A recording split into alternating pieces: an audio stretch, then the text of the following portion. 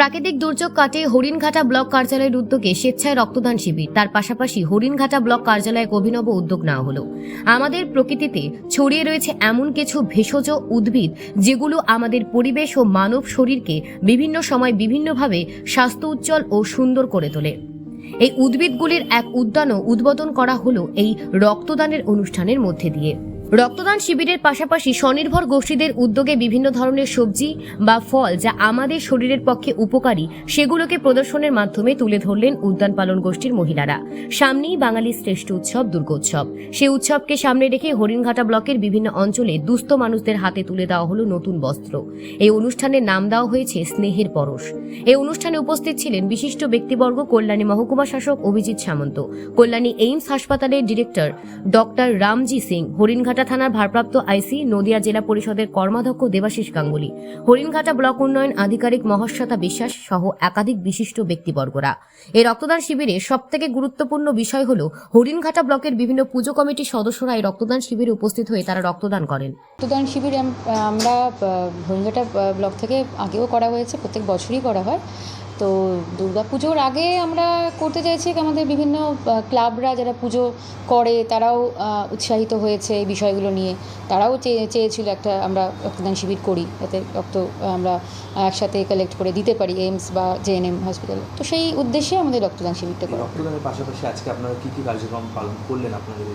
হ্যাঁ, রক্তদানের পাশাপাশি আমাদের অ্যাকচুয়ালি অনেকগুলো প্রজেক্ট আমরা রেডি করছিলাম।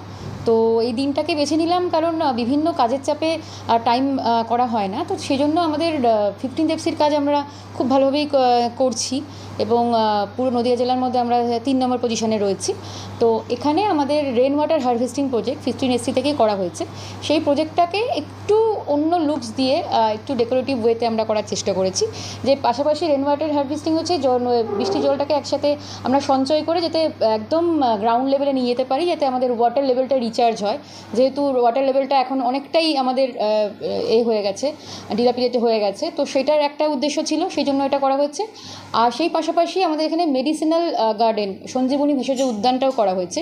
সেটাও অনেক দিনের একটা আমাদের ইচ্ছা ছিল আর কি, যাতে হারিয়ে যাওয়া বা যেগুলো ভেষজ উদ্ভিদ, যেগুলো ধরুন আজকালকার আমরা আমাদের নতুন জেনারেশনরা সে সম্বন্ধে গাছের সম্বন্ধে হয়তো নামটাও শোনেনি, কিন্তু সেটা খুবই উপকারী, সেগুলোকে আমরা ইউজ করতে পারি। তো সেটার জন্য এটা রাখা হলো, যাতে বিডিও অফিসে প্রচুর লোকজন আসে, প্লাস বিভিন্ন স্কুলের বাচ্চারাও এসেও এগুলো থেকে অনেক কিছু নতুন জিনিস শিখতে পারবে। তো সেটা একটা উদ্দেশ্য। প্লাস পাশাপাশি একটা সোশ্যাল রেসপন্সিবিলিটি আমাদের প্রত্যেকেরই থাকে, প্রত্যেক এই অফিসেরও একটা রয়েছে। তো সেই উদ্দেশ্য নিয়ে স্নেহের পরও সেই প্রোগ্রামটা করার, এই যে ইনিশিয়েটিভটা নেওয়া, সেটা হচ্ছে যে এই গরিব দুস্থ যারা রয়েছে তাদের জন্য আমাদের এমনি তো আমরা রিলিফ তো দিয়েই থাকি, সেই পাশাপাশি হচ্ছে আমাদের নিজস্ব, আমাদের প্রত্যেকেরই কিছু না কিছু জামা কাপড় আমরা ওয়েস্ট করি, প্রত্যেক বছরই হয়ে যায়।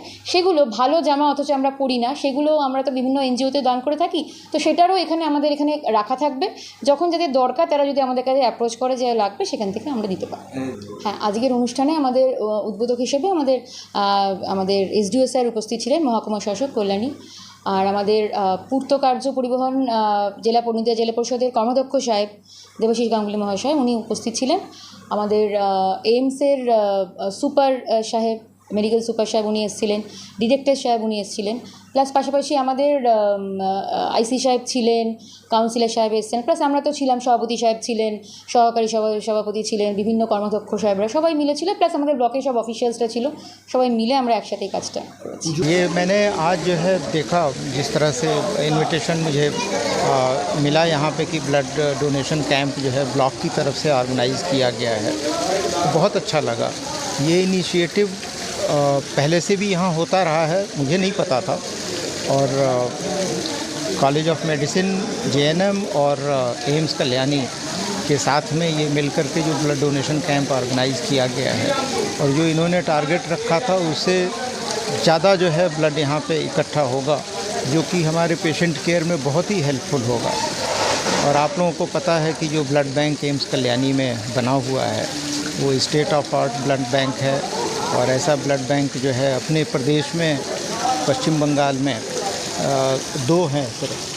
हाँ, तो हम आसपास के एरिया में काफ़ी जहाँ से भी जिस हॉस्पिटल से, गवर्नमेंट हॉस्पिटल से रिक्वायरमेंट आती है, वहाँ हम प्रोवाइड कर रहे हैं। और ऐसे कार्यक्रम में हम लोग ज़्यादा से ज़्यादा पार्टिसिपेट करें, लोगों को मोटिवेट करें, ताकि और से ज़्यादा लोग हेल्दी ब्लड डोनर्स मिलें हमको, क्योंकि जो आपके रेगुलर ब्लड डोनर्स होते हैं उनका खून उतना अच्छा नहीं होता है।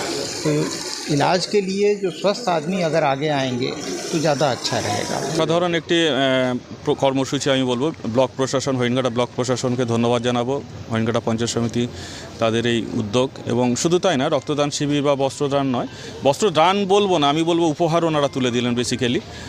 পাশাপাশি আরও কিছু কর্মসূচি ওনারা রেখেছেন, এসডিও সাহেব এখানে এসেছেন ব্যস্ততার মধ্যেও। এবং রক্তদানের পাশাপাশি দেখুন এখানে একটা স্টল করা হয়েছে, আমার স্বনির্ভর গোষ্ঠীর দিদি ভাইরাই এখানে উৎপাদন করছেন, এবং তারা শুধু সবজি বা ফসল নয়, তার সাথে সাথে হাতের কাজ যেগুলি করছেন, খেস বলে একটি আছে, শিল্প বলতে পারেন আপনি, সেইটা ওনারা দীর্ঘদিন থেকে করছেন। কাষ্টডাঙ্গা 1, মুক্তশ্রী কাষ্টডাঙ্গা 2 এর যে স্বনির্ভর গোষ্ঠী, তারাও দুর্দান্ত কিছু প্রোডাক্ট করেছে, স্পাইস প্রোডাক্ট, এবং সেটা নিজেরাই তৈরি করছে। এবং এদের হয়তো ব্র্যান্ড ভ্যালু নেই, বাট প্রোডাক্ট জেনুইন আমি বলবো। একটু প্রচার যদি আমরা তুলে ধরতে পারি এলাকায়, সেটা আরও বেশি করে ফ্লারিশ করবে, ওদের ব্যাপারটা আরও দাঁড়িয়ে যাবে এবং মানুষও উপকৃত হবে। তো এই যে নানা রকম কর্মসূচি নিয়েছেন বিডিও ম্যাডাম, সভাপতি সাহেব সকলে মিলে, তাদেরকে আমি ধন্যবাদ জানাচ্ছি। এই ধরনের ইতিবাচক দৃষ্টিভঙ্গি নিয়ে শুধু ট্র্যাডিশনাল ডেভেলপমেন্ট না, তার বাইরে ইনোভেটিভ কিছু চিন্তাভাবনা যে ওনারা রাখছেন, তার জন্য ওনাদেরকে ধন্যবাদ জানাচ্ছি।